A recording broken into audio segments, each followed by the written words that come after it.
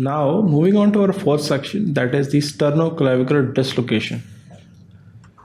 We will be briefly discussing its clinical features, what are the different imaging which are needed, and what are the treatment options we have, especially if it's anterior or posterior. A sternoclavicular joint is actually the sternum and the clavicle over its medial end.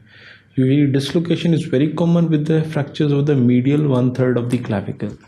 It's an uncommon injury normally, usually is caused by lateral compression of the shoulders, like when someone is pinned to the ground following a road traffic trauma or either crushing injuries.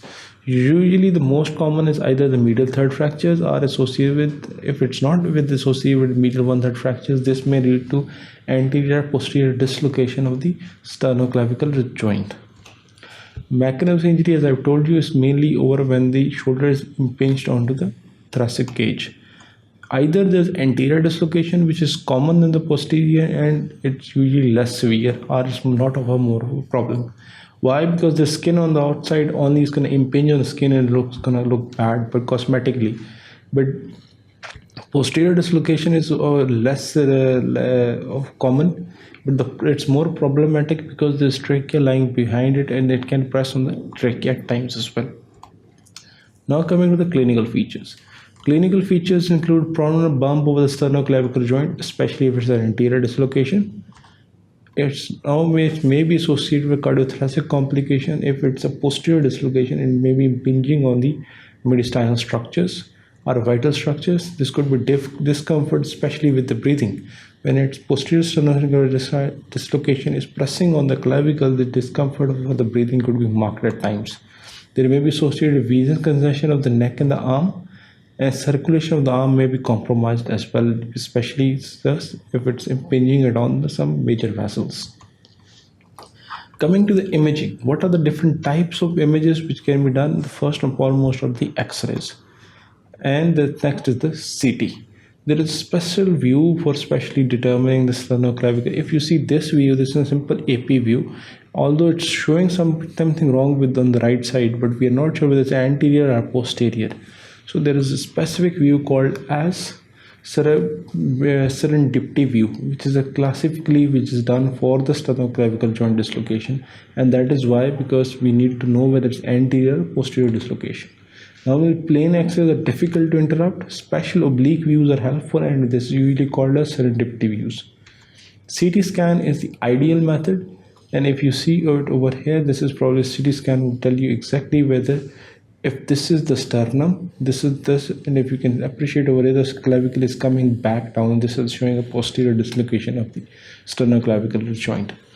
Now, treatment is sprain subluxation. You don't need a specific treatment, which is actually either non-displaced sprains. All you need to do is to give them analgesics, keep it pain-free for some period of time, and they're gonna heal. Anterior dislocations are usually reduced, but even if they're not reduced, they're not of a problem because the close reduction can be done, and because they're very less dangerous and compared to. Internal fixation for the anterior dislocation is really unnecessary. So all you can do is do close reduction of a maneuver, and then we can manage it in polysling. Coming to the posterior dislocation, why it is important? Because the posterior dislocation may impinge on the vital structure, so the fixation of the posterior dislocation is important. It has to be reduced under general anesthesia, and patient usually lies supine with sandbag between the scapula, and pulling of the arm reduces the clavicle back to the sternum joint. And open reduction can be done at times. After that, the shoulders are pressed back. But if it's posterior dislocation, it has to be reduced openly and fixed as well.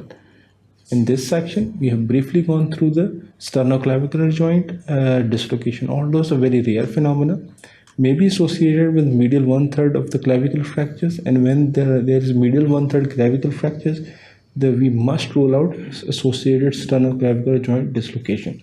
Usually plain X-rays, although adequate, but sometimes they're not very clearly tell you whether it's anterior or posterior dislocation. On X-rays, there are special oblique views called as serendipity views, which can be used to determine whether it's anterior or posterior dislocation. The best option is the CT scan.